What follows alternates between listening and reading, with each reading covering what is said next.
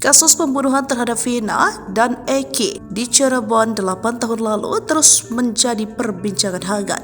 Pasalnya kasus pembunuhan berencana itu belum tuntas diselesaikan. Berbagai hal berkaitan dengan kasus ini pun menjadi sangat disoroti warganet, terutama bagi kepolisian. Saat itu kasus tersebut ditangani oleh Kapolres Cirebon Kota AKBP Indra Jafar. Kini polisi yang dulu menangani kasus pembunuhan sadis Vina Cirebon sudah menjadi jenderal hebat. Seperti apa penanganan kasus Vina Cirebon pertama kali? Indra Jafar menceritakan kronologi kasus yang ditanganinya dulu.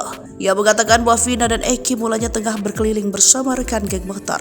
Setibanya di SMP Negeri 11 Kota Cirebon, mereka dilempar batu oleh kelompok geng motor lainnya. Kejar-kejaran terjadi. Geng motor tersebut berhasil menendang motor yang dikemudikan Eki dan Vina hingga terjatuh. Pelaku bergantian memukul Eki dan Vina hingga mengalami luka berat. Mereka juga memerudah paksa Vina secara bergantian. Setelah korban tewas, mereka membuangnya di bawah jembatan layang. Asumsi pertama saat itu adalah kejadian laka lantas. Setelah itu kami mendapat informasi dari rekan korban bahwa korban belum tentu mengalami kecelakaan lalu lintas, kata Indra Jafar, dikutip dari Kompas.com. Dulu masih berpangkat AKBP, sekarang karir Indra Jafar sudah melenting. Pundak Indra Jafar kini sudah tersemat bintang 1. Di Polri, ia kini berpangkat Brigadir Jenderal Polisi atau Brigjen Pol. Di Polri, Brigjen Indra Jafar diamanahkan untuk mengemban jabatan sebagai Kabag Progar Rajenstra Sops Polri. Jenderal bintang 1 itu sudah menduduki posisi tersebut sejak Januari 2024. Sepanjang karirnya, Brigjen Indra Jafar juga pernah menjabat Kapolres Cirebon Kota. Kalau menangani kasus viral, yakni pembunuhan Vina Cirebon pada tahun 2016, Indra Jafar masih berpangkat AKBP. Ia juga sempat menghebohkan publik karena menjadi muazin pada sholat Jumat di aksi 212 atau aksi 2 Desember 2017. Rekam jejak